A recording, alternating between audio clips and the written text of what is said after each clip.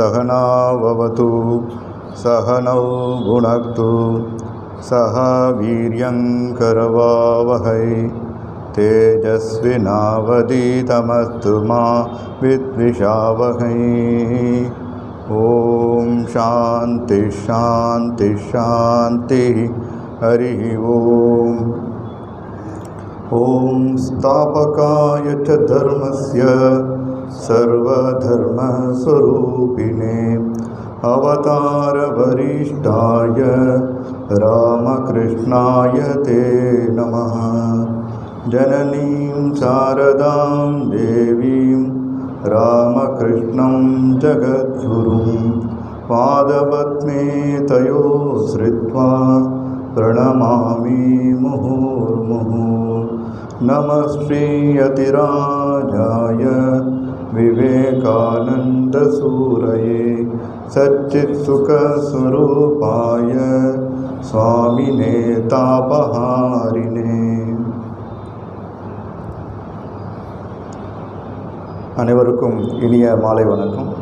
நமஸ்தே. வழக்கமாக ஸ்ரீமத் சுவாமி குருவரானந்த சுவாமி அவர்கள் உங்களுக்கெல்லாம் கிளாஸ் எடுத்துகிட்டு இருக்காரு வாரம். இந்த வாரம் அவர் வெளியில் போனதால் என்ன கிளாஸ் எடுக்க சொன்னாங்க. நான் சரி அன்னையை பற்றி எடுக்கலாம், அன்னையை பற்றி சில விஷயங்களை நம்ம மக்களோட பக்தர்களோட சிந்தனை செய்யலாம். ஸோ அன்னையிடமிருந்து நாம் கற்க வேண்டியவை அப்படின்னு சில டாபிக் எடுத்திருக்கோம்.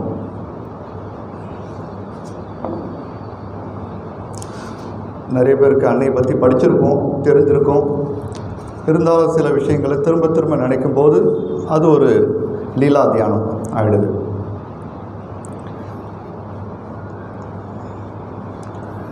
அன்னை அப்படின்னா அன்னை சாரதா தேவி யார் அப்படின்னு நம்ம முதல்ல தெரியணும்.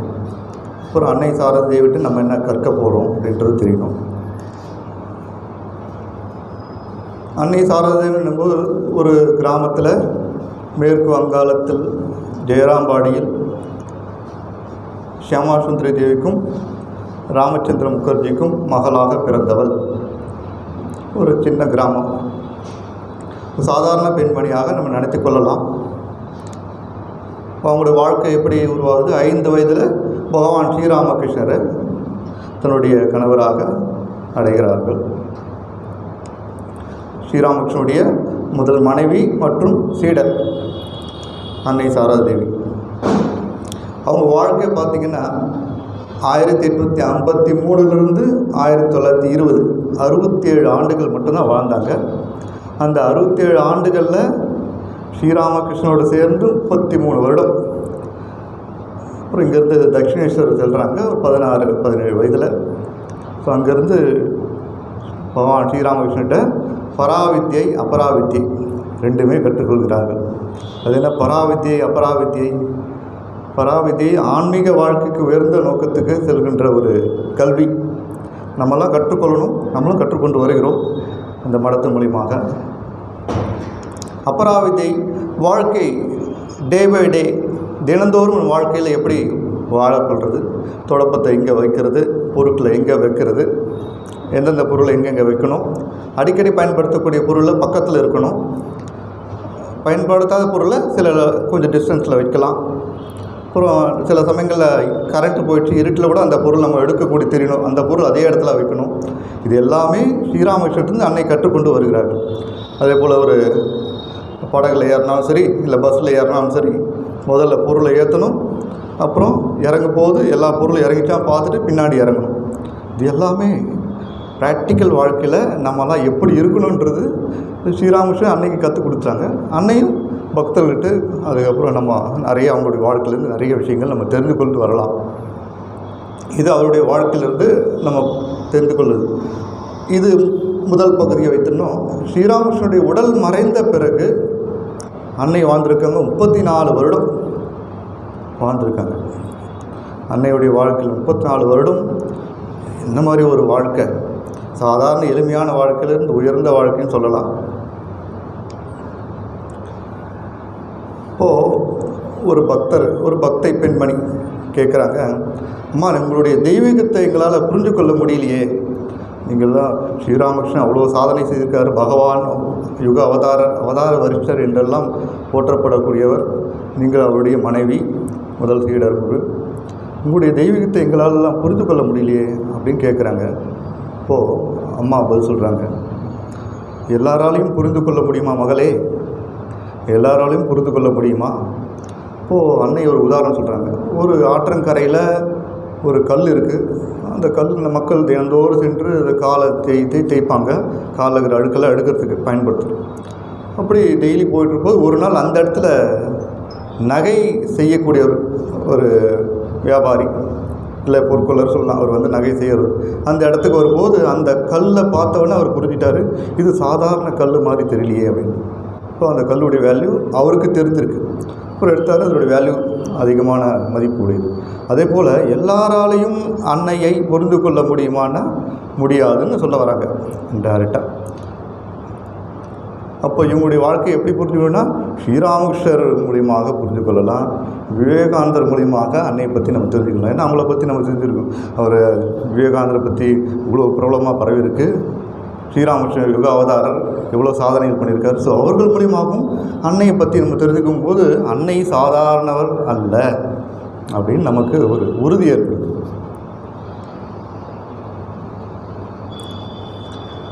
இன்னொரு விதத்தில் நான் உங்களுக்கு விளக்க விரும்புகிறேன். தெய்வீகம் நிறைந்தது அப்படின்னா அப்போது தெய்வீக குணங்கள் எல்லாம் அப்போது வெளிப்பட்டால் தான் அவங்க அவதார புருஷர்கள், மகான்கள். நமக்குள்ளேயும் தெய்வீகத்தன்மை இருக்கிறது.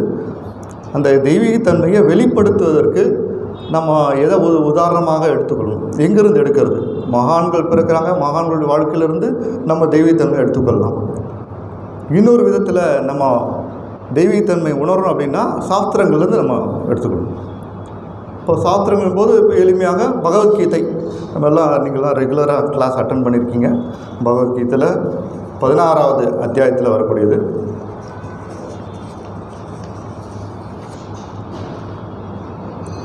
தெய்வீக இயல்பு குறித்து 16 அத்தியாயத்தில் முதல் 3 ஸ்லோகம். அபயம் சத்வசம் சுத்தி ஞான யோகம் அவத்திதிகி தானம் தமச்ச யஞச்ச ஸ்வாத்யாய தப ஆர்ஜவம். அஞ்ஞாமை அபயம், உள்ள தூய்மை, ஞானத்திலும் யோகத்திலும் நிலைத்திருத்தல், ஈகை, பொறிகளை அடக்குதல், யாகம், சாஸ்திரம் படித்தல், தபஸ், நேர்மை. இந்த 10 குணங்கள் இந்த ஸ்லோகத்தில் சொல்லப்பட்டிருக்கு. அடுத்து 2வது ஸ்லோகத்தில் அகிம்சா, சத்தியம், அக்ரோத, தியாக, சாந்தி, அபைஷுணம், தயா, பூதேஸ்வலோலுப்தம், மார்தவம், ரீர சாப்பலம்,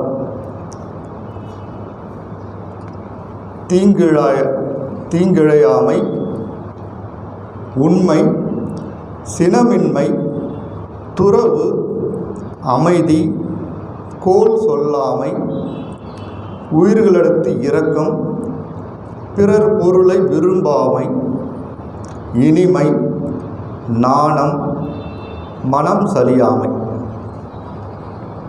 இந்த குணங்கள் இந்த ஸ்லோகத்தில் சொல்லப்பட்டிருக்கு. தேஜ, க்ஷமா, திருதி, சௌச்சம், அத்ரோஹோ, நாதி மானிதா, பவந்தி சம்பதம் தெய்வீம் அபிஜாதஸ்ய பாரத. இதெல்லாம் கிருஷ்ணர் மகாபாரதத்தில் கிருஷ்ணர் அர்ஜுனுக்கு சொன்னது.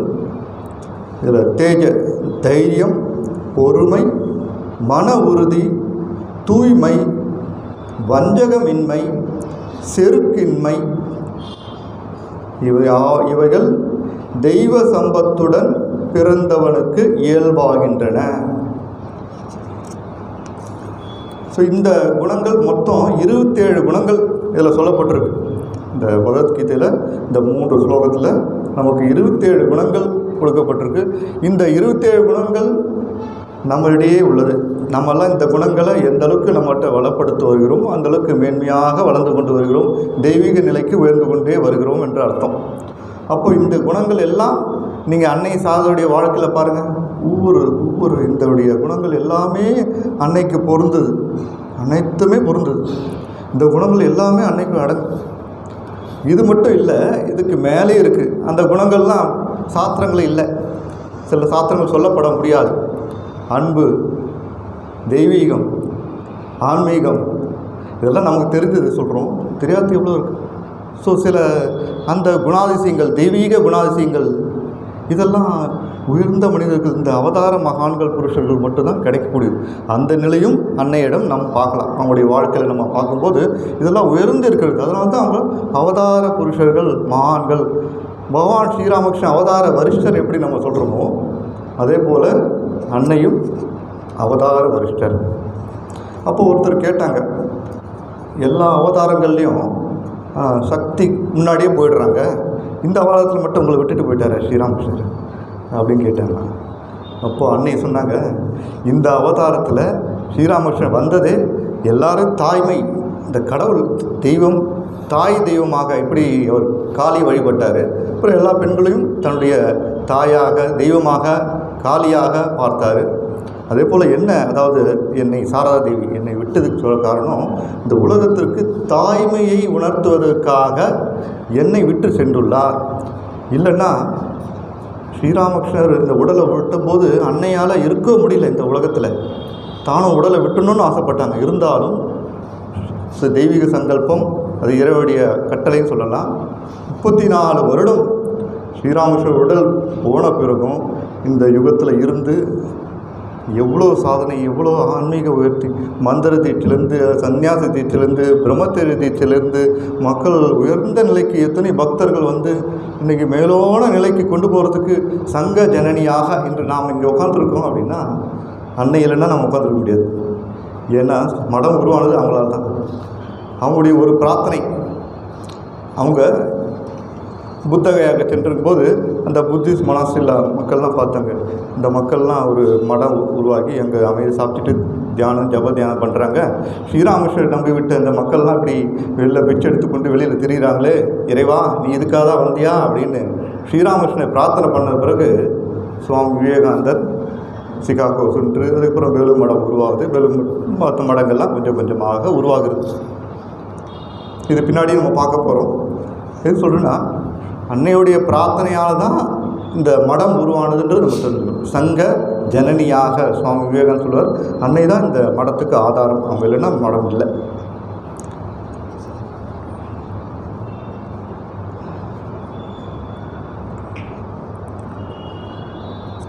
இந்த தெய்வீக இயல்பு நம்ம பார்க்கும்போது ஒரு சுவாமி கேசவானந்தர் அப்படின்னு அவர் கேட்குறாரு, அம்மா நீங்கள் வந்த பிறகு எல்லாம் உங்களை வழிபட ஆரம்பிச்சிருவாங்க, உங்களை வழிபட்டாங்கன்னா அப்புறம் சஷ்டி, சீத்தலா, மேற்கு வங்காளத்தில் சீத்தலா தேவி, சஷ்டி தேவின்னு சொல்லுவாங்க, இந்த தேவியெல்லாம் வழிபடாமல் போயிடுவாங்களே அப்படின்னு கேட்குறாரு. அப்போது அம்மா சொல்கிறாங்க, ஏன் வழிபடாமல் போவாங்க, அவங்களாம் என்னுடைய அங்கம் தானே, அந்த தெய்வங்களும் என்னுடைய அங்கங்கள் அப்படின்றாங்க. அப்போது நமக்கு இந்த மடத்துக்கு முன்னாடி ஒரு கோவில் இருக்குது. என்ன கோவில் இருக்குது? முத்தாளத்தம்மா. ஸோ எல்லா தெய்வங்களையும் ஏற்றுக்கொள்கின்ற ஒரு உயர்ந்த மடங்கள் ராமகிருஷ்ண மடங்கள். இது அன்னை சொல்கிறாங்க, என்னுடைய அம்சம்தான், எல்லா தேவதைகளும் என்னுடைய அம்சம்தான். சில பேருக்கு அன்னைக்கு வந்து பல விதத்தில் காட்சி கொடுக்குற மாதிரி ஒருத்தருக்கு இதெல்லாம் படிச்சுப்பீங்க. ஹரி பிரேமானந்தர் ஒரு சுவாமி, அவர் அன்னைக்கு கால் பிடிச்சிட்ருக்காரு, அவருக்கு அன்னைக்கு பாத சேவை செய்துட்ருக்காரு. அப்போ அவர் மனசில் தோணுச்சு, அன்னை அவ்வளோ பெரிய தெய்வன்றாங்க, காலின்றாங்க, என்ன அம்மாவுக்கு இப்படி காலெல்லாம் வெடிப்பு வந்திருக்கேன், வயசான ஒரு பெண்மணிக்கு எப்படி காலெல்லாம் வெடி போட்டிருக்கோம், ஒரு உலர்ந்த தோல்லாம் இருக்குமே இப்படி அப்படின்னு நினச்சிட்டு கொஞ்சம் கண்ணை மூடிட்டு கொஞ்சம் நினச்சாராம். அது நினச்சாரா என்னவோ, அந்த நேரத்தில் எல்லா மாற்றங்கள் இங்கே ஏற்படுது. கண்ணை திறந்து பார்க்குறாரு, அங்கிருந்த பெண்மணி இல்லைன்னு சொல்லலாம், அங்கேருந்து சாரதாமா இல்லைன்னு சொல்லலாம். அந்த உருவம் மாறுது, ஒரு இளம் பெண்ணுடைய உருவமாகவும். நான் பார்க்குற நேரம் சாரதாமாக்கு தான் பாத சேவை பண்ணிட்டு இருந்தேன், இன்னும் மாறிட்டு கொஞ்சம் மேலே இப்படி பார்க்குறாரு, அங்கே கிரீடம் தொடித்த ஜெகதாத்திரியாக அன்னை ஒரு நிமிஷம் கொடுக்குறாங்க. சாரதாமா அந்த ஹரி பிரேமானந்த மகாராஜுக்கு அவங்களுக்கு காட்சி கொடுக்கறது ஒரு ஜெகதாத்திரி எப்படி நகை நட்டையெல்லாம் போட்டு கிரீடெல்லாம் போட்டு எப்படி இருப்பாங்களோ அந்த காட்சி அவருக்கு கிடைக்குது. அவருக்கு கிடைச்ச உடனே அவருக்கு மயக்க நிலையில் விழுந்துடுறார், சாஞ்சிடறாரு இருக்கும். அப்புறம் கொஞ்சம் நேரம் கழிச்சு அம்மா அவருக்கு அவருடைய பருஷப்பட்டு தன்னுடைய ரீகான்ஷியஸ் மறுபடியும் பழைய நிலைக்கு வரார். இருந்தவொடனே என்னாச்சுப்பா என்னாச்சு, அவங்க எல்லாம் பழைய நிலையில் மறந்துட்டார். இருந்தாலும் ஸ்பர்ஷம் பண்ணவுடனே அவர் பழைய நிலைக்கு கொண்டு வந்துட்டாங்க. ஸோ சில சமயங்களில் அன்னை இந்த மாதிரி யார் ரொம்ப விருப்பப்பட்டு எனக்கு அன்னையுடைய காட்சி வேணும்னு விருப்பப்படுறாங்களோ அவங்களுக்கு சில சமயங்களில் இந்த மாதிரி ஒரு ஸ்பர்ஷம் கொஞ்ச நேரத்தில் அவங்களுடைய தெய்வீக காட்சியை கொடுக்கறது உண்டு.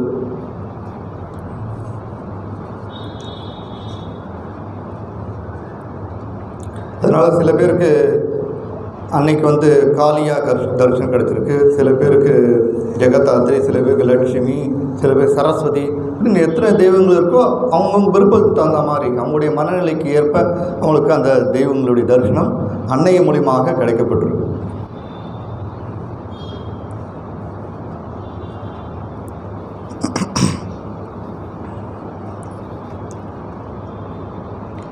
ஒருத்தர் தீட்சை பற்றி கேட்குறாங்க. சாதாரண குருக்கள் தீட்சை கொடுப்பாங்க. அவங்க கொடுக்குற தீட்சையெல்லாம் காதில் வாங்கிட்டு அந்த ஆன்மா இந்த சாதகர் முயற்சி செய்து அந்த ஆன்ம நிலை அடையிறதுக்கு முழு முயற்சி செய்து சாதனை செய்து மேலே வரணும். இது சாதாரண குருக்கள்கிட்ட கிடைக்கக்கூடியது.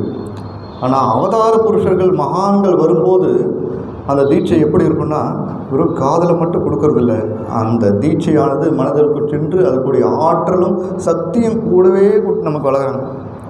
நமக்கு அதை வழங்கிறதால தான் எளிமையாக நம்மளால் மனதை ஒருமுகப்படுத்தி இறைவனை நினைக்க முடிகிறது. இது அவதார புருஷர்கள் மட்டும்தான் முடியும்.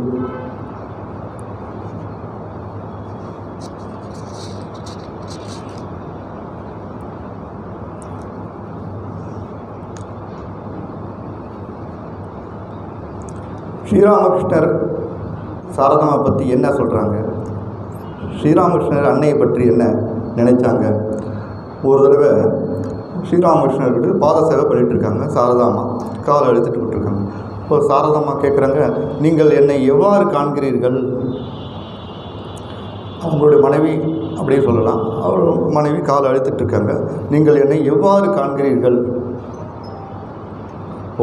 ஸ்ரீராமகிருஷ்ணர் பதில் சொல்கிறாரு, இந்த தட்சிணேஸ்வரில் காளி கோயிலில் கர்ப்ப மந்திரில் இருக்கிற அந்த காளி எனக்கு உடலை கொடுத்த என்னுடைய தாய் இப்போது எனக்கு பாத சேவை பதிட்டுருக்கா.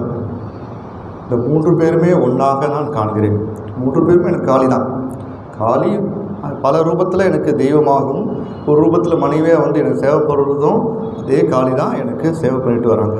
ஸோ அவங்களுடைய மனநிலை எப்படி இருக்குது, ஸ்ரீராமகிருஷ்ணன் எப்படி பார்க்குறாரு அப்படின்னா, தன்னுடைய மனைவியாக இல்லை, காளியுடைய ஒரு அம்சம், காளியே எனக்கு சேவை செய்கிறதுக்கு ஒரு வச்சுருக்கான் அப்படின்ட்டு அதனால தான் ஸ்ரீராமகிருஷ்ணன் அன்னை 16-17 வயசு இருக்கும்போது அவங்களுக்கு சோடச பூஜையாக எல்லாம் படிச்சுட்டு போனோமோ, திரிபுர சுந்தரி தேவி அவங்களும் ஒரு காளிக்கு எப்படி வழிபாடு பண்ணணுமோ அதே போல் ஒரு மனை ஏற்பாடு செய்து தன்னுடைய அறைகளிலே பூஜை எப்படி காளிக்கு என்னெல்லாம் வர்ஷிப் பண்ணணுமோ அதுக்குண்டான உபச்சாரங்கள் தேவையான பொருட்கள்லாம் கொண்டு வந்து வைத்து அன்னை சாரதேவி அவங்கள அந்த மனையில் உட்கார வைத்து என்ன பூஜைகள் செய்யணுமோ அதுக்குண்டான முறையான பூஜை வழிபாடுகளை சாரதா தேவி தன்னுடைய மனைவியாக காளி தேவியாக திரிபுர சுந்தரியாக தேவியாக எழுந்தருளட்டும் இந்த உடலில் அப்படின்னு அந்த பிரார்த்தனை செய்து அந்த தேவியை விழித்தெழச் செய்தால்னு சொல்லலாம். அந்த பூஜையானது மிக உயர்ந்த பூஜையாக இன்று நம்ம மடங்களில் வருடம் சோடசோபச்சாரம் அந்த சோடச பூஜை கொண்டாடப்பட்டு வருகிறது. அதை முன்னிட்டு தன்னுடைய சாதனைகள் செய்ததையும் தான் என்னெல்லாம் ஆன்மீக சாதனைகள் செய்தோம் அந்த ஆன்மீக சாதனையும் அவர்களுக்கு அர்ப்பணம் செய்கிறாங்க. அவருடைய பாதங்களை தொட்டு அந்த பாதத்துக்கு பாத பூஜை என்ன செய்யணுமோ அந்த பாத பூஜையெல்லாம் செய்கிறாரு. ஸ்ரீராமகிருஷ்ணன் அன்னை சாரதை எப்படி பார்த்தாரு அப்படின்றத நம்ம புரிஞ்சுக்கணும். இதில் இந்த காளியே இந்த ரூபத்தில் வந்திருக்கான்றது அவருக்கு தெரியும். அதே சமயத்தில் இந்த உலகத்துக்கு தான் செய்கின்ற பணிகள் ஒன்று இருக்கின்ற போல் அன்னைக்கென்று ஒரு பணி இருக்கிறது. அன்னையும் பிற்காலத்தில் எந்த மாதிரியான பணி செய்ய வேண்டும் 34 வருடங்கள் முன்னாடி சொன்ன மாதிரி ஸ்ரீராமகிருஷ்ணன் மொத்தம் வாழ்ந்தது 50 வருடம். ஆனால் அன்னை சாரதா 34 வருடங்கள் ஆன்மீக சேவை அவங்களுடைய அந்த உயர்ந்த நிலைக்கு கொண்டு போனாங்க, மக்களை வழிவழி நடத்தினார்கள். அந்த சிறப்புமிக்க அன்னையை வழிபட்டார். இது ஸ்ரீராமகிருஷ்ணன் அன்னையை கண்ட விதம். இன்னொரு எளிமையாக சொல்லுவார், பிரம்ம சக்தி அபேத், பிரம்மம் சக்தியும் பிரிக்க முடியாதவை. அபேத் அப்படின்னா பிரிக்க முடியாது. பிரம்ம சக்தி அபேதுன்றதுக்கு ஒரு உதாரணம் சொல்லணும்னா, பால் அப்படின்னா பாலை நினச்ச உடனே நமக்கு ஞாபகம் வருது, பாலுன்னா வெள்ளையாக தான் இருக்கும். பால் என்றாலே அது வெண்மை நிறமுடையது. பாம்பு அப்படி என்று நினைத்தாலே அது வளைந்து செல்லக்கூடியது. இப்போ பாம்புன்னு நம்ம நினச்சோன்னா அது வளைந்து செல்லக்கூடியது அப்படின்னு ஞாபகம் வரும். நெருப்பு என்று நினைத்தாலே நமக்கு நெருப்பு என்றால் சூடு கிடைக்கும். இப்போது பாம்பு வளைந்து செல்லக்கூடியது, நெருப்பு சூடு நமக்கு கொடுக்கக்கூடியது, பால் என்றால் வெண்மை. இதெல்லாம் பிரிக்க முடியாது. மனதில் அது நினைத்தாலே அது வருது. அதே போல் இந்த பிரம்மமும் சக்தியும் பிரிக்க முடியாது, இரண்டும் சேர்ந்தே இருக்கக்கூடியது. அதாவது அவதாரங்கள் அதே போல் இறைவன் வருகிறார் என்றால் இறைவனுடன் சேர்ந்து சக்தியும் இந்த அவதார பணிகளில் ஈடுபடுறதுக்கு வருகிறார்கள். இவர்கள் தனித்தனியாக இல்லை, ரெண்டு சேர்ந்து வராங்க. இது வேற ரூபத்தில், அது வேறு ரூபத்தில் இந்த ஆன்மீக பணியை செய்யறதுக்கு விதமான ரூபத்தில் வருகிறார்கள். ஒரு ஸ்ரீராமகிருஷ்ணர் காசிக்கு தீர்த்த யாத்திரை போகும்போது ஒரு காட்சி கண்டார். எல்லாருக்கும் உங்களுக்கு ஞாபகம் இருக்கும். இங்கே காசியில் போகும்போது மணிகர்ணிகா காட், அந்த மணிகர்ணிகா காட்டில் நிறைய பிணங்கள்லாம் எரிஞ்சிட்டே வரும். 24 மணி நேரம் எரிஞ்சிட்டே இருப்பாங்க. இப்போது ஸ்ரீராமகிருஷ்ணர் படகில் போயிட்டுருக்காரு. படகில் போகும்போது அங்கே அவருக்கு கண்ட காட்சி எங்கும் பொன்மயம், நல்லா கோல்டில் ஜொலிக்குதான் அந்த காசி நகரமே. இங்கே சிவபெருமான் தோன்றி அந்த பிணத்தில் எரிகின்ற பிணத்துலேருந்து அந்த பிணத்துக்கு ராம மந்திரம், தாரக மந்திரம் சொல்லுவாங்க, உயர்ந்த மந்திரம் தாரக மந்திரம், அது ராம மந்திரம். அந்த தாரக மந்திரத்தை வழங்குறாரு. அது பக்கத்தில் பார்வதி தேவி அந்த பிணத்திலேருந்து அது காரண சரீரம், சூட்சும சரீரம், தூள சரீரம் பிரித்து அந்த மாயையிலிருந்து விலக்கி அதற்கு முக்தியை வழங்குகிறாங்க பார்வதி. இது தொடர்ந்து நடைபெற்று கொண்டு வருகிறது. இது ஸ்ரீராமகிருஷ்ணனுடைய தன்னுடைய காட்சியில் கண்ட பிறகு தான் காசி கண்டம் அப்படின்ற அந்த பகுதியில் இந்த மாதிரி கூட விவரணம் இல்லையாமா, எப்படி முக்தி கிடைக்கிறது அப்படின்றது.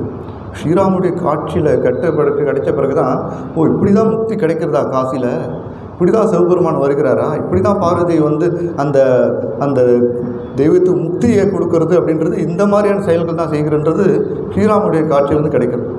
அப்போது இங்கே பிரம்மம் சக்தி, சிவபெருமான் மற்றும் அதனுடைய சக்தி இணைந்து தான் அந்த செயல்கள் செய்கிறது. அதே போல் ஒவ்வொரு அவதாரங்களும் சக்தியும் பிரம்மும் சேர்ந்து வருகிறார்கள். பிரம்மம் என்றது அசைப்பட்டது. இது இன்னொரு உதாரணம் மூலமா சொல்லலாம். அது ஸ்ரீராமகிருஷ்ணன் சொல்லியிருக்கார். இந்த உதாரணம் அவர் சொல்லணும்னா நமக்கு தெரியாது. திருமண ஏற்பாடுகள் நடைபெறும்போது எஜமானன் இருப்பாங்க, எஜமானி இருப்பாங்க. அப்போது எஜமானன் உட்காந்துட்டு இருப்பாருங்களா, எஜமானி அம்மா என்ன பண்ணுவாங்க, எல்லா வேலைகளும் செய்யிட்டு வருவாங்க. எல்லா வேலையும் செய்யிட்டு எஜமானன் திண்ணையில் உட்காந்துருப்பார். கிட்ட போயிட்டு இந்த வேலையெல்லாம் செய்துட்டேன், அந்த வேலையெல்லாம் செய்துட்டேன், இந்த வேலை பாக்கி இருக்குது, எல்லாத்தையும் ஒப்பிப்பாங்க, எல்லாம் சொல்லுவாங்க வச்சுக்கோங்க. இப்போ இதெல்லாம் யார் எஜமானன் சீட்டில் உட்காந்துட்டு கேட்டு நல்லா தலையாட்டிட்டு நல்லது நல்லது நல்லது நடக்கட்டும் நடக்கட்டும் அப்படின்னு சொல்லி அனுப்பிவிடுவார். மறுபடியும் அது மாதிரி எல்லா பணிகள்லாம் செய்யிட்டு வந்து சொல்லுவாங்க. இப்போ இதில் எஜமானன் யாருன்னா பிரம்மம் உட்காந்துட்டே இருப்பார். அவர் அவர் நகர மாட்டார். இப்போ எஜமானி அம்மா எப்படி சுற்றி சுற்றி எல்லா வேலையும் செய்துட்டு அப்புறம் அவர்கிட்ட வந்து சொல்லிவிடுவாங்க, இந்த வேலையெல்லாம் செய்துட்டேன், இதெல்லாம் பணிகள்லாம் பாக்கி இருக்குது, இதெல்லாம் முடிஞ்சிச்சு அப்படின்னு சொல்லிடுவாங்க. இது எஜமானியுடைய வேலை. சக்தி வேலை இதுதான். சக்தியானது இந்த மாதிரி எல்லா பணிகள்லாம் செய்கிறது, பிரம்மமானது அசைவற்றது பணிகள்லாம். பாருங்கள் எவ்வளோ எளிமையாக நமக்கு புரிய வைக்கிறதுக்கு ஸ்ரீராமகிருஷ்ணன் உதாரணம் சொல்கிறார். அதான் சொல்லுவாங்க, யாதேவி சர்வ பூதேஷு சக்தி ரூபேன சம்ஸ்திதா நமத்தஸ்யை நமத்தஸ்யை நமத்தஸ்யை நமோ நமக. எல்லா உயிர்களுக்குள்ளேயும் இந்த பிரம்மமும் இருக்குது, சக்தி இருக்குது. இது ஆண் பெண் மட்டும் இல்லை, இது சக்தின்றது எல்லாருக்கும் உரியது. சக்தி யாதேவி சர்வபூதேஷு சக்தி ரூபேன்றது எல்லாருக்குள்ளேயும் இந்த உயிரோட்டமாக வேலை செய்யக்கூடிய சக்தி, நினைக்கக்கூடிய சக்தி, இது எல்லாம் சக்தியுடைய அருள் இருந்தால் மட்டும்தான் ஆன்மீகத்திலே மேலே உயர்ந்த நிலைக்கு போக முடியும்.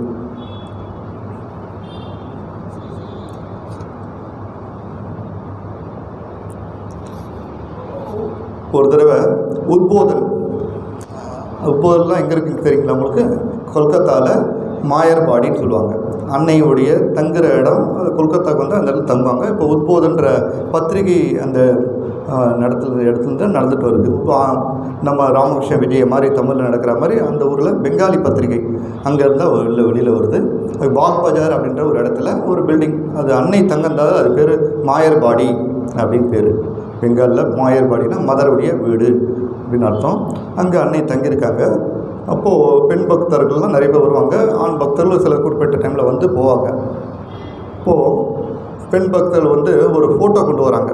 அது வந்து 15x18 ஒரு அடிக்கு 15 இன்ச் 12 இன்ச் ஒரு அன்னையுடைய ஃபோட்டோ தான். கொண்டு வந்து அம்மாக்கிட்ட கொடுக்குறாங்க. கொடுத்தவொடனே அம்மா வாங்கிட்டு தள்ள வச்சுக்கிறாங்க, ஒரு மரியாதை கொடுக்குற மாதிரி. அப்போ அந்த பக்கத்தில் இருந்த அந்த அம்மா பெண் பக்தர் சிரிக்கிறாங்க. என்ன இது? அப்புறம் அம்மாவிட்ட கேட்குறாங்க, அம்மா இது யார் ஃபோட்டோ அப்படின்னு கேட்கும்போது, ஏன் ஃபோட்டோ தான் அப்படின்றாங்க அம்மா. அப்புறம் ஏன் நீங்கள் அது தலையில் வச்சுக்கிறீங்க அப்படின்னு. ஏன் தலையில் வைக்கக்கூடாதா? இதில் சாஸ்திரம் யார் இருக்கா? குருதேவர் தான் இருக்கார் பாருங்க. அவங்க தன்னை தன்னாக பார்க்கல. இதில் யார் இருக்கிறா? குருதேவர் தான் இருக்கிறா. இது முழுக்க முழுக்க குருதேவரே அடங்கியுள்ளார். அதனால தான் அவங்களுக்கு மரியாதை கொடுத்தேன் அப்படின்னு.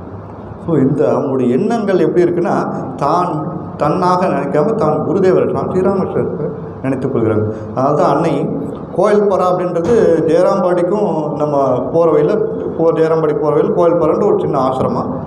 அங்கே தங்கிட்டு தான் அடுத்தது ஜெயராம்பாடிக்கு போவாங்க. மேற்கு வங்காளத்தில் ஒரு குறிப்பிட்ட கிராமம் இருக்குது. அங்கே அன்னை தன்னுடைய ஃபோட்டோவையும் ஸ்ரீராமகிருஷ்ணனுடைய படத்தோடு சேர்த்து வைத்து வழிபட்டு வந்தாங்க.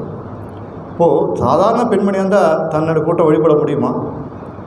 இப்போது தன்னுடைய தெய்வீக நிலையை உணர்ந்தவங்க மட்டும்தான் தன்னுடைய படத்தையும் மகான்களுடைய படத்தையும் சேர்த்து வைத்து வழிபடுறாங்க.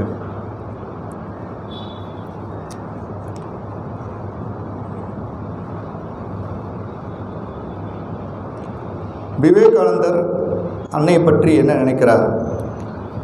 அவருடைய எண்ணம் எப்படி இருக்குது? அன்னை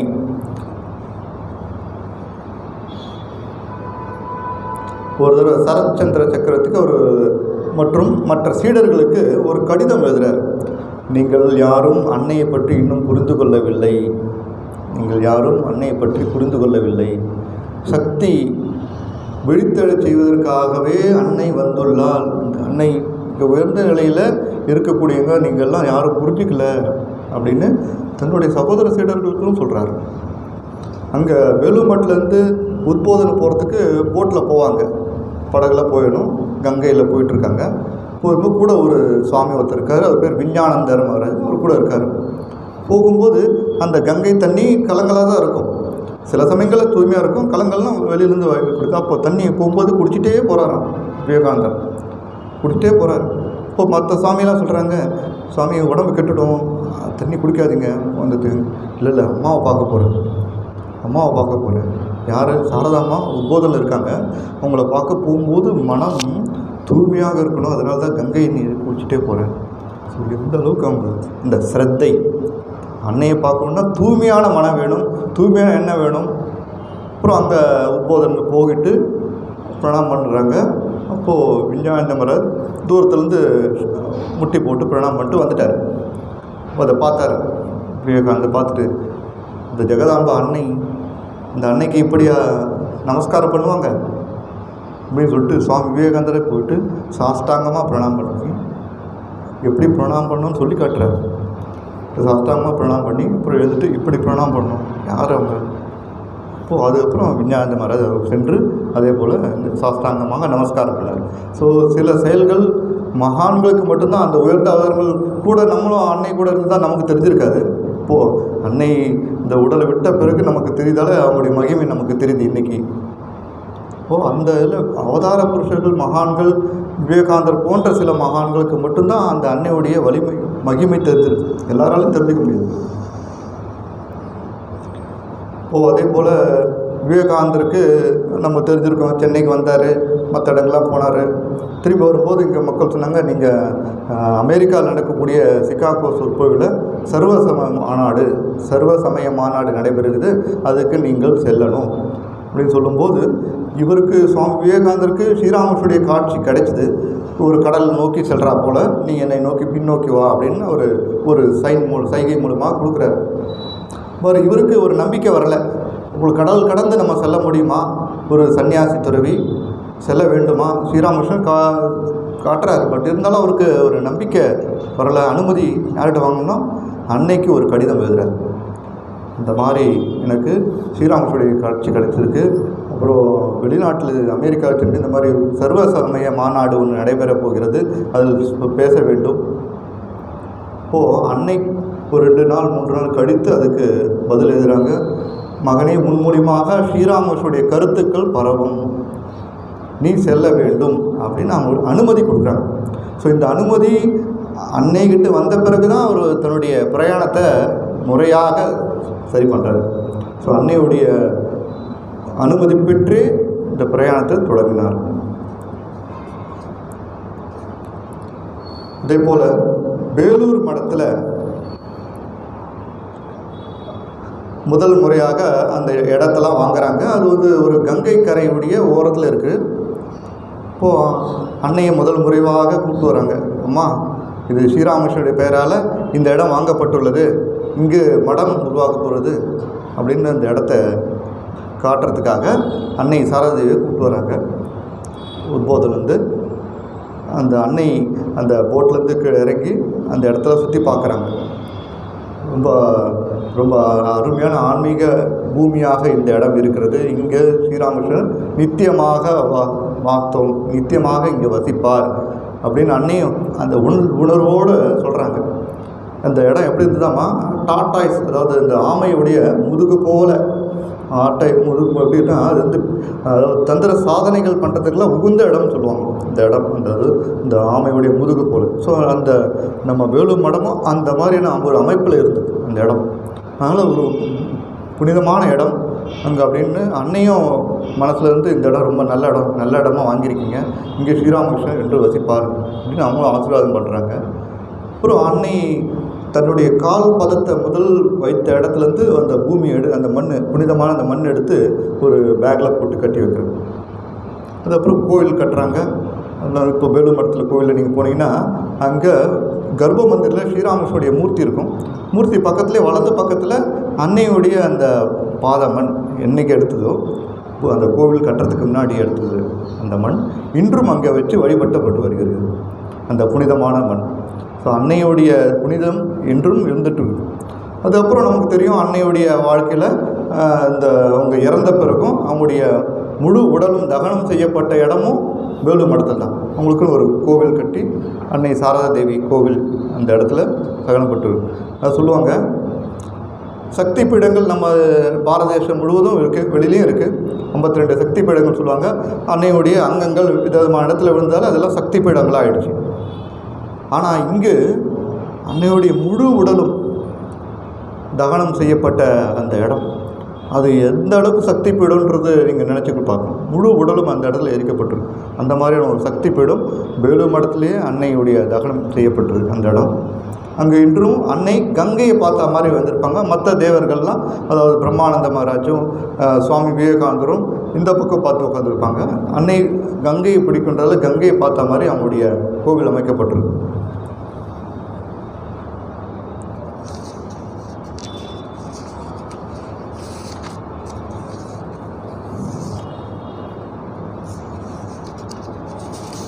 சுவாமி விவேகானந்தர் சரத்சந்திர சக்கரவர்த்திக்கு ஒரு கடிதம் எழுதுகிறாரு. அதில் சொல்கிறாரு, இன்று நம்முடைய பெண்கள் என்ன நினைக்கணும் அப்படின்றதும் மற்றவங்களும் தெரியும். அகல்யா, திரௌபதி, சீதா, தாரா, மண்டோதரி ததா குந்தி, தமயந்தி ச சப்தகன்யாக ஸ்மரே நித்யம் மகாபாதக நாசனம். அகல்யா, திரௌபதி, சீதா, தாரா, மண்டோதரி ததா குந்தி தமயந்தி ச சப்த கன்யாக ஸ்மரேன் நித்யம் மகாபாதக நாசனம். இந்த 7 புனிதமான பெண்களை தினந்தோறும் நினைக்க வேண்டும் அப்படின்னு ஒரு பிரம்ம வைவர்த்த புராணம் அப்படின்ற ஒரு புராணத்தில் இந்த கோட் பண்ணப்பட்டிருக்கு இந்த ஸ்லோகம். இதை சுவாமி விவேகானந்தர் சொல்கிறாரு. இதை பெண்கள் மட்டும் இல்லை, ஆண்கள் எல்லாரும் இதை நினைக்கணும். காலையில் ஒரு தடவை இந்த பெண்கள் நினைக்க வேண்டும் அப்படின்னு. எதுக்காக அப்படின்னா அவங்களுடைய குவாலிட்டி, அந்த பண்பு, தூய்மை, கற்பு, பொறுமை, இலக்கணமான குணங்கள், எல்லா குணங்களும் நிறைவு பெற்ற இந்த எல்லா குணங்களும் இந்த பெண்கள்கிட்ட இருக்குது. அதனால் இவர்களை நினைக்க வேண்டும். இந்த யுகத்தில் சீதை தேவியை நினைக்க வேண்டும். சீதை தேவி போல ஒரு பொறுமை, கற்புக்கரசி, இவர்களை ஐடியல் பெண்களுக்கு ஒரு ஐடியலாக, முன்மாதிரியாக இவர்களை வைக்கணும். இந்த யுகத்தில் அப்புறம் சாரதாமா இவங்க எல்லாத்துக்கும் மேலே எல்லா குணங்களையும் சேர்ந்த மாதிரி சாரதாமா இவங்ககிட்ட அந்த குணங்கள் உயர்ந்ததாக இருக்கிறது. எல்லா குணங்களும் சேர்ந்ததாக சாரதை அம்மா அன்னையிடம் இது உள்ளது.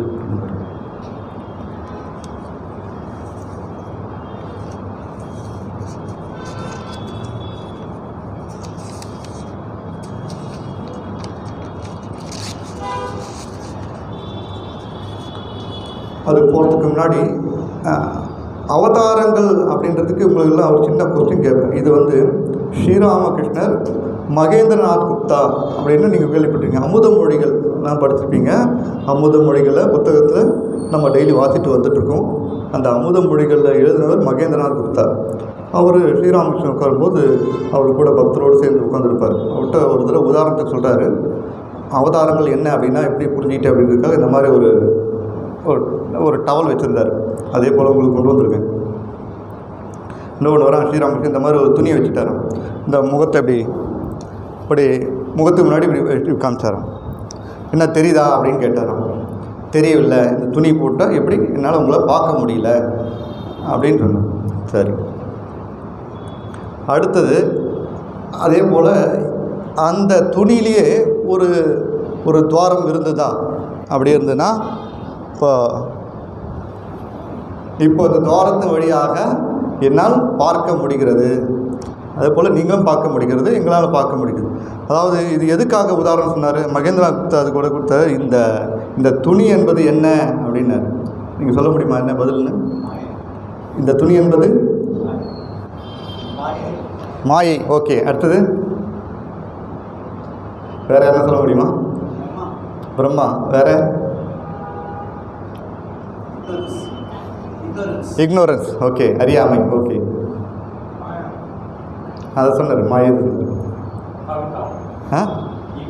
ஈகோ. ஓகே, ஈகோன்னு சொல்லுங்க. கேட்கல. கண்ணாடி. ஓகே, வேறு? சரி, அவர் சொன்னது என்ன தெரியுங்களா? இந்த துணியை என்னவா நீங்கள் பார்க்கணுன்னா அவதார புருஷர்களாக பார்க்கணும். அவதார புருஷர்கள் யாருன்னு உங்களுக்கு சொல்லணும் அவசியம் இல்லை. மகான்கள், அவதார புருஷர்கள், பெரிய தத்துவங்கள் எடுத்து இப்போ ராமகிருஷ்ணர் இதெல்லாம் அவதார புருஷர்கள். ஏன் இதை அவதாரமாக பார்க்கணும்? இது மகேந்திரநாத் கரெக்டாக சொல்லிட்டார். இது நீங்கள் அப்படின்ட்டார். இது யாருன்னா நீங்கள். உங்கள் வழியாக நான் இந்த உலகத்தை இல்லது பார்த்தா மட்டும்தான் கடவுள் யாருன்ற என்னால் புரிந்து கொள்ள முடியும். நம்ம கடவுளை புரிந்து கொள்ளணும் அப்படின்னா நேரடியாக யாராலையும் புரிந்து கொள்ள முடியாதுன்னே சொல்லிட்டேன். மனிதர்களால் நேரடியாக கடவுளை புரிந்து கொள்ள முடியாது. அவதார புருஷர்கள் யுகமாக அவதார புருஷர்கள் மகான்கள் எதுக்கு வருகிறாங்கன்னா நம்ம புரியத்துக்காக. மனிதர்கள் போல் நம்மளை போல உடல் எடுத்து நம்மளோட சேர்ந்து வாழ்ந்து நமக்கெல்லாம் சில வழிமுறைகள்லாம் காட்டி கொடுத்து எப்படி இறைவனை வழிபடணும், எப்படி வாழணும், எப்படி இறைவனை அறிய முடியும் அப்படின்றத எளிமையான வாழ்க்கை மூலியமாக நமக்கு வாழ்ந்து காட்டுறாரு. ஸோ இந்த உதாரணன்றது இது அவதார புருஷர்கள். இந்த அவதார புருஷர்கள் மூலியமாக நம்ம எந்த அளவுக்கு அவதாரங்களை நம்ம புரிந்து கொள்கிறோமோ அவர் மூலியமாக நம்ம இறை தத்துவங்களை, இறை விஷயங்களை புரிந்து கொள்ள முடியும். இப்போ இவ்வளோ உதாரணங்கள் எல்லாமே சொன்னதெல்லாம் யார்? பகவான் ஸ்ரீராமகிருஷ்ணர் சொன்னது. அவர் இந்த யுகத்தில் இந்த மாதிரி நமக்கு எளிமையான உதாரணம் கொடுக்கல அப்படின்னா நம்மளால் புரிந்து கொள்ள முடியுமா தெரியாது. ஸ்ரீகிருஷ்ணர் வந்தார், அவருடைய பகவத்கீதையில் எத்தனையோ நம்ம அத்தியாயத்தில் படிக்கிறோம், புரிந்து கொள்ள முடியுது. அந்த யுகத்துக்கு அது தேவைப்படுறது. பட் இந்த யுகத்தில் எளிமையாக புரியறதுக்கு நமக்கு எளிமையான வழி, இவங்க அம்மா சாரதாம்மாவுடைய லைஃப் படிக்கும்போது, ஆன்மீக வாழ்க்கைனா இவ்வளோ எளிமையாக வாழ முடியுமா? முடியும் அப்படின்னு சொல்லிட்டு போகிறாங்க. எளிமையாக வாழ முடியும். சரணாகதி, மனத்தை இறைவனை வைத்து எல்லோருடைய சேவையோடு இலக்கமாக எல்லோருடைய அன்பு செலுத்தி ஒவ்வொரு செயல்களையும் இறைவனை மனத்தை வைத்துக்கொண்டு சேவை செய்யலாம். வீட்டிலேயே இருந்தாலும் குடும்பத்திலே இருந்தாலும் எந்த இடங்களில் இருந்தாலும் மனதை இறைவனை செலுத்தி. அதான் ஒரு அம்மா கேட்குறாங்க, நாங்களாம் குடும்பத்தில் இருக்கிறோம், எங்கள் குடும்பத்தில் இருக்கிறவங்கெல்லாம் அவங்களோட தேவைகளை நிறைவேற்றுறதுக்கே எங்களுக்கு காலம் போயிடுது. இவங்களுக்கு என்ன வேணும், அவங்களுக்கு என்ன வேணும், இவங்களுக்கு என்ன வேணும், இவங்களுக்கெல்லாம் மனசை நிறைவுபடுத்துறதுக்கு வாழ்க்கை முழுக்க ஓடி ஓடி என் மனசெல்லாம் எங்களுக்கு டெய்லி 5 நிமிஷம் எங்களால் நினைக்க முடியல. 5 நிமிடம் அம்மாட்ட சொல்லி கம்ப்ளைண்ட் பண்ணுறாங்க, 5 நிமிடம் எங்களால் கடவுளை குருமாராஜை நினைக்க முடியவில்லை அப்படின்னும் போது அம்மா சொல்கிறாங்க, குடும்பம்ன்றது யாருடைய குடும்பம்? பகவானை குடும்பமாக நினச்சிக்கோங்க. நீ உங்கள் குடும்பமாக நினைக்கிறீங்க, இது பகவானுடைய குடும்பம். அந்த பகவானுடைய குடும்பம் பகவானே நடத்துகிறார். நீங்கள் ஒரு கருவி. உங்களால் எவ்வளோ முடியுமோ உடல் உழைப்பு மன உழைப்பு கொடுத்து வேலை செய்யுங்க. ஒரு 2 நிமிஷம் 2 சொட்டு கண்ணீரோட பிரார்த்தனை செய்யுங்க. 2 சொட்டு மனதிலிருந்து கண்ணீர் வரணும். அந்த கண்ணீரோடு சேர்ந்து பிரார்த்தனை 2 சொட்டு கண்ணீர் உங்களால் கொடுக்க முடியும். வேறு என்ன கொடுக்க முடியும்னு கேட்குறாங்க. குடும்பத்தில் இருக்கவங்க வேறு என்ன கொடுக்க முடியும்? உங்களால் பணிகள் செய்து கொண்டு தான் இருக்க முடியும். வீட்டில் இருக்க எல்லோரும் கவனித்து தான் ஆகணும். அதில் ஒரு ஆனந்தம், அன்பு. ஆனால் மனதை இறைவனை வைத்து தெய்வீக சிந்தனைகளை கொடுக்க முடியும். இறை எண்ணங்களை கொடுக்க முடியும். இறை எண்ணங்களோடு சேர்த்து நம்ம பணி செய்ய முடியுது. குடும்பத்தில் இருக்கவங்களுக்கு அன்னை கொடுத்த ஒரு எளிமையானது. அப்புறம் இன்னொரு உதாரணம் சொல்லுவாங்க, கப்பல் போயிட்டே இருக்குது, வேகமாக போயிட்ட பிறகு என்ன பண்ணுவோன்னா அந்த அந்த துடுப்பு இருக்கு இல்லைங்களா, துடுப்பை நேராக விட்டுருவாங்க. ஏன்னா அது பாட்டு அந்த அலையில் சேர்ந்த மாதிரி போயிட்டே இருக்கும். நம்ம அதுக்கப்புறம் துடுப்பு போகணுன்னு அவசியம் இருக்காது. அதே போல் நம்ம மனது டெய்லி காலையிலேயே மாலையிலே நம்ம பிரார்த்தனையோ இல்லை தியானமோ செய்யவில்லைன்னா, முன்னால் நாம் என்ன செய்தோம், நாம் என்னெல்லாம் தவறுகள் செய்தோம், அல்லது என்ன தவறுகளை நிவர்த்தி செய்து கொண்டு வருகிறோம் அப்படின்றது நம்ம தினந்தோறும் விசாரம் செய்யக்கூடிய நேரம் இந்த தியானத்துக்கு முற்பட்டது. காலையோ மாலையோ இந்த தியானத்துக்கு முன்னாடி கொஞ்சம் நேரம் நம்ம மனசை கொடுத்து இந்த விசாரம் பண்ணணும். என்ன போனது, நேற்று என்ன பண்ணோம், இன்றைக்கி என்ன பண்ணிகிட்ருக்கோம், இதில் மாற்றங்கள் ஏற்பட்டிருக்கா, இல்லை நம்ம செய்த தவறுகள் என்ன புரிஞ்சிருக்கா, நம்மளால் உணர முடியுதா அப்படின்னு உணர்ந்து மேல்நோக்கி செல்கிறதுக்கு இந்த காலை மாலையை செய்யக்கூடிய தியானம், இந்த வழிபாடு இது செய்து ஆகணுன்றாங்க. டெய்லி தினந்தோறும் இது செய்யணும். அதை சொல்லுவாங்க அம்மா, தட்சிணேஸ்வரில் காலையில் 3 மணிக்கு எழுந்து குடியெல்லாம் முடிச்சுட்டு அவ்வளோ பேருக்கு மாவு 5 கிலோ மாவு பசைஞ்சு வீட்டெல்லாம் துப்புரவு பண்ணி பெருக்கி நீச்சல் வச்சு எல்லா பொருட்களை வச்சு இவ்வளோ பணிகளை செய்யும் போது அவங்களால 1 லட்சம் ஜபம் பண்ண முடியுது தட்சிணேஸ்வரில். இவ்வளோ பணிகள். அதே போல் இன்னொன்று சொல்லுவாங்க, பணிகளை ஏனோ தானோ என்று செய்யக்கூடாது, முழு சிரத்தையோடு செய்யணும். எந்த பணியாக இருக்கட்டும், ஒரு சின்ன பெருக்கிறதா இருக்கிறதா கூட அது சிரத்தையோடு அந்த பணிகளை செய்யணும் அப்படின்னு. இதுதான் அம்மா சொல்லிக் கொடுக்கும். ஏனோ தானோ என்று வேலைகளை செய்யாதீர்கள், முழு மனதையும் கொடுத்து அந்த பணிகளை செய்யுங்க.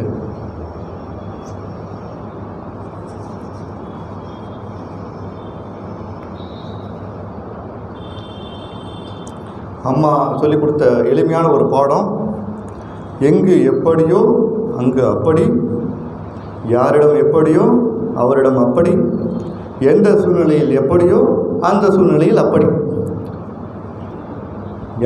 எங்கு, யாரிடம், எந்த சூழ்நிலை, 3 கோட் ஞாபகம் வச்சுக்கணும். எங்கு எப்படியோ அங்கு அப்படி, யாரிடம் எப்படியோ அவரிடம் அப்படி, எந்த சூழ்நிலையில் எப்படியோ அந்த சூழ்நிலையில் அப்படி. இப்போது இந்த சூழ்நிலைக்கு எப்படி ஒரு ப்ராக்டிக்கலான ஒரு வாழ்க்கையை வாழ்ந்து காட்டியிருக்காங்க. எப்படி நம்ம குடும்பத்துலேயும் சரி வெளியிலேயும் சரி எப்படி இருக்கணுன்றத அன்னை வாழ்ந்துட்டாங்க. இப்போது அன்னை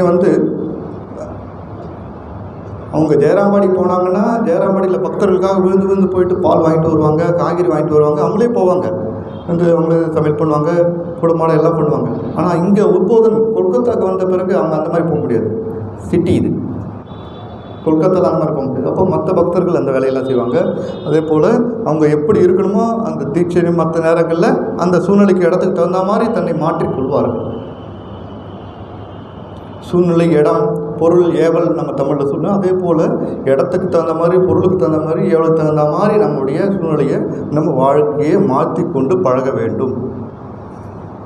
அன்னை வாழ்ந்த இடங்கள் தட்சிணேஸ்வரில் 13க்கு 13 அடி தான் நமக்கு வாழ்ந்த இடம். ரொம்ப சிறிய இடம். அதிலே சமையல் பண்ணணும், அதிலே எல்லா பொருளும் வைக்கணும், அதிலே படுத்துக்கணும். வரக்கூடிய பக்தர்கள், பெண் பக்தர்கள் அங்கேயே தங்குவாங்க. அப்புறம் அங்கேருந்து ஷாம்புக்கு பாடி போனீங்கன்னா அது சின்ன இடத்துல குருமாஜிக்கு ட்ரீட்மெண்ட்டுக்காக போயிருந்த இடம். மாடி படியில் ஒரு ஓரத்தில் தங்கியிருந்தாங்க. யாரும் இல்லாத போது வந்து குருமாஜிக்கு சேவையெல்லாம் பண்ணிவிட்டு குழியெல்லாம் முடிச்சுட்டு அங்கேயே வராண்ட மேலேயே டெரஸ்லேயே அவங்களுடைய மற்ற வேலையெல்லாம் முடிச்சுட்டு சின்ன இடத்துல பழகிட்டாங்க. கிராமத்தில் இருந்த பெண்மணி இங்கே நகரத்துக்கு வந்தாலும் எப்படி வாழணும்னு தெரிஞ்சிருக்க முடியும். அப்புறம் காசிப்பூர் தோட்டத்தில் அதே போல் இங்கே நீலாம்பூர் பாபு முகர்ஜி ஹவுஸ் தங்கும் போதும் பல இடங்களில் வீடு ரெண்ட் வீடு வாடகை எடுத்து தங்கியிருக்காங்க. அங்கங்கே இந்த வேலூர் பஜார்லேயே தங்கியிருக்காங்க. நீலாம்பூர் பாபு வரத்துக்கு முன்னாடி, வேலூர் மாவட்டத்துக்கு வரத்துக்கு முன்னாடி எல்லா இடத்துலையும் எப்படி மாற்றி தன்னுடைய வாழ்க்கையை அமைத்து கொள்ளணும் அப்படின்னு அந்த அட்ஜஸ்ட்மெண்ட், அந்த அணுகுமுறை, இது நம்ம அவங்கள்ட்ட கற்றுக்கொள்ள வேண்டியது.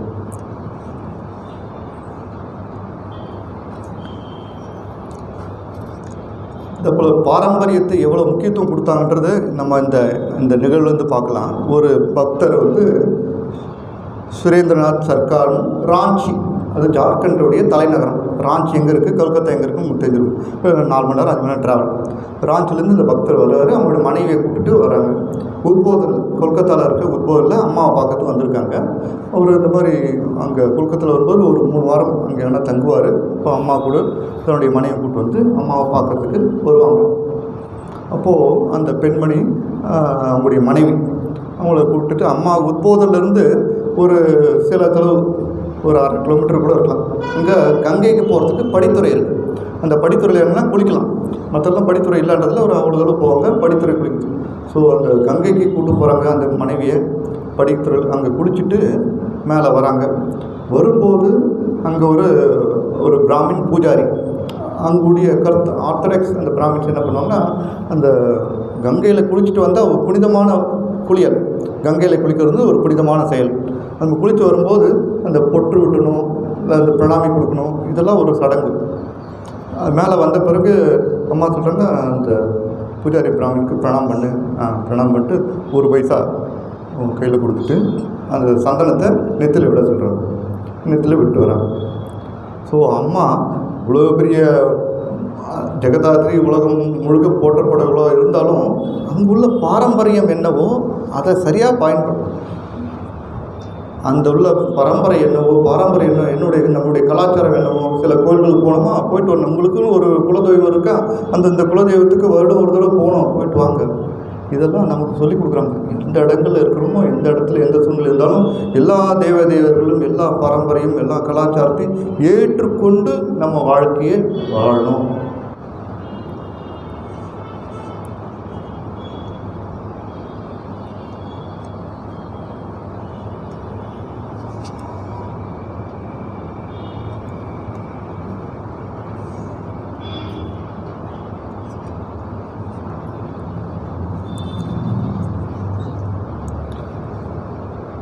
நம்மளால் அன்னையை புரிஞ்சிக்க முடியுமான்னு தெரியல. ஒரு பிச்சை ஏற்று வாழக்கூடிய ஒரு பெண், சிறு பெண், காசியில் வசித்து கொண்டு வருகிறார். அன்னபூர்ணா தேவியுடைய கோவிலில் டெய்லி என்ன பிச்சை கிடைக்குதோ சாப்பிட்டு இருப்பான். அன்னை வந்து அங்கே வந்து ஒரு 3 மாதமாக தங்கியிருக்காங்க. சாரதாமா காசியில் தங்கியிருக்காங்க. அந்த சின்ன பெண்ணுக்கு எப்படி தெரிஞ்சிருக்கும் காசி இந்த மாதிரி ஒரு பெண்மணி சாரதாமா வந்திருக்காங்கன்றது எப்படி தெரியும்னு தெரியல. ஆனால் அந்த பொண்ணு அங்கே நேராக வந்து ஒரு பாடல் பாடுது. அருமையான ஒரு பாடல். பெங்காலில் இருந்தால் நான் எழுதலை. ஸோ அருமையான ஒரு பாடல் பாடினோடனே அம்மாவுக்கு மனம் உருகுது. யார் இந்த பொண்ணு இவ்வளோ அருமையாக பாடுறது? தேவியை நோக்கி இல்லை அன்னையுடைய பிரார்த்தனை பண்ணி தான் பாடுறான். அன்னையுடைய வீட்டுக்கு முன்னாடி தான் பாடுறான். இந்த சின்ன பொண்ணு பிச்சை. அப்புறம் அம்மா வெளில வந்தோன்னே, என்னம்மா நீ யார், எங்கேருந்து வர? நான் அந்த கோயிலுடைய வாசலில் பிச்சை எடுத்து கொண்டு வந்தது ஒரு பெண், அன்னபூர்ணி தேவியில். அப்படியா, உணவுலாம் கிடைக்குதாம்மா, நல்லா இருக்கேம்மா. அம்மாவுக்கு எந்த ஒரு டிஃப்ரென்ஷியேஷன் கிடையாது பாருங்கள். பிச்சைக்காரன்னு யாரும் எல்லாருக்கும் அவங்களுடைய ஒரு அணுகுமுறை. அது கேட்டவுடனே நல்லா கிடைக்குதுமா, எல்லாம் அன்னபூர்ணி தேவியில் எனக்கு எல்லாம் சுகமாக கிடைக்குது. அப்போது அந்த பிச்சைக்கார பெண்மணி கேட்குறேன், நான் பகவானுக்கு குருதேவருக்கு ஆஃபரிங் எதனா கொண்டு வந்தால் கொடுப்பீங்களா? ஏன் கொடுக்க மாட்டேன், கொண்டு வா. கொண்டு வா அப்படின்றாங்க. அந்த பெண்ணு பிச்சை எடுத்துகிட்டு வந்திருக்கா. இருந்தாலும் அந்த பெண்ணு போயிட்டு எங்கேயோ ஒரு கொய்யாக்காய் பழம் கிடைக்குது. அந்த கொய்யாக்காய் பழத்தை எடுத்து வந்து அன்னைக்கிட்ட கொடுக்குறாங்க. அதை எடுத்து போயிட்டு அன்னை வந்து ஸ்ரீராமகிருஷ்ணர் நெய்வேதனம் பண்ணுறாங்க. நெய்வேதனம் பண்ணி அதை பிரசாதமாக்குறாங்க. நெய்வேத்தியம் செய்யப்பட்ட பொருள் பிரசாதமாக மாறுது. எந்த பொருள் யார் கொடுத்தாலும் அன்னை வந்து அது குருமாஜிக்கு நெய்வேத்தியம் பண்ணிவிட்டு அதுக்கப்புறம் அது பக்தர்களுக்கு வழங்குறது வழக்கம். இது அன்னையுடைய பழக்கம். ஸோ எந்த ஒரு கைங்கரியம் பக்தர்களால் செய்யப்பட்டாலும் அது தெய்வீதியமாக மாறணும் அப்படின்னா அது பகவானுக்கு அர்ப்பணை செய்யணும். ஸோ நம்ம வீட்டில் இருந்தாலும் ஒரு நிமிஷம் கண்ணை மூட்டு இறைவா இந்த உணவு எனக்கு மன தூய்மையும் உடல் வலிமையும் கொடுக்கட்டும் அப்படின்னு ஒரு 2 நிமிஷம் நம்மளை பிரார்த்தனை பண்ணலாம். நம்மளால் பகவானுக்கு நைவேத்தியம் பண்ண முடியலனா கூட மனசில் நினச்சா கூட போதும். அதை எடுத்து பாருங்கள். பகவான் மனசு தான் எதிர்பார்க்குறாரு. நீங்கள் என்னுடைய மனசை கொடுங்க. உங்களுடைய மனசை அந்த இறைவன்கிட்ட ஒரு அதே போல் மடங்களுக்கோ மற்ற கோயில்களுக்கோ செல்லும்போது அங்கெல்லாம் ஒரு பாரம்பரியம் இருக்குது. சில பேர் பார்க்குற சில இடங்களில் துணிகள்லாம் பார்த்திங்கன்னா அரை ட்ரௌசர் மாதிரி போட்டு சில பேர் பண்ணிகிட்டு இருக்காங்க. அப்போது சில கலாச்சார பண்பாடுன்றது அவங்களுக்கு தெரியல. ஆனால் வயசாகிடுச்சு, வயசானவர் வெள்ள முடி வந்துடுச்சு. அப்போ இவரை பார்த்து என்ன கற்றுப்பாங்க? மற்ற சிறு மக்கள் என்ன கற்றுப்பாங்க? இது பாரம்பரியம் அல்ல. இப்போது பெரியவங்களானது நம்ம எப்படி நடந்துக்கிறோமோ அதை பொறுத்து தான் சிறுவர்களும் மற்றவர்களும் நடந்துக்குவாங்கன்றதும் தெரியணும்.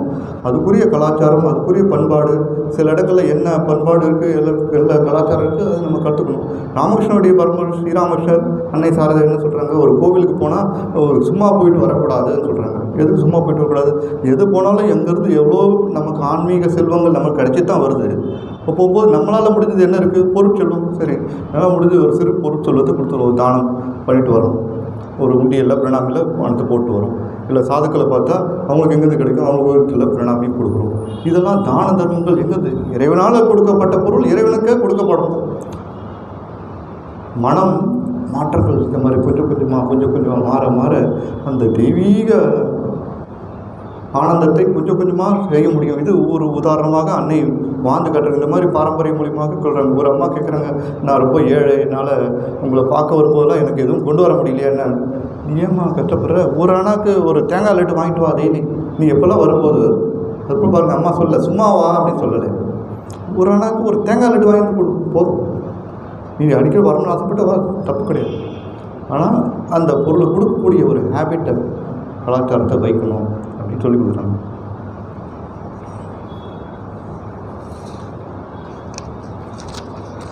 கடைசியாக ஒரு பக்தர் கேட்குறாரு, ஸ்ரீராமகிருஷ்ணர் லட்சியமாக கொள்கிறவங்க இது கடைசி பிறவி, மறுபிறவி எடுக்க வேண்டாம் அப்படின்னு சொல்கிறாங்க ஸ்ரீராமகிருஷ்ணர்.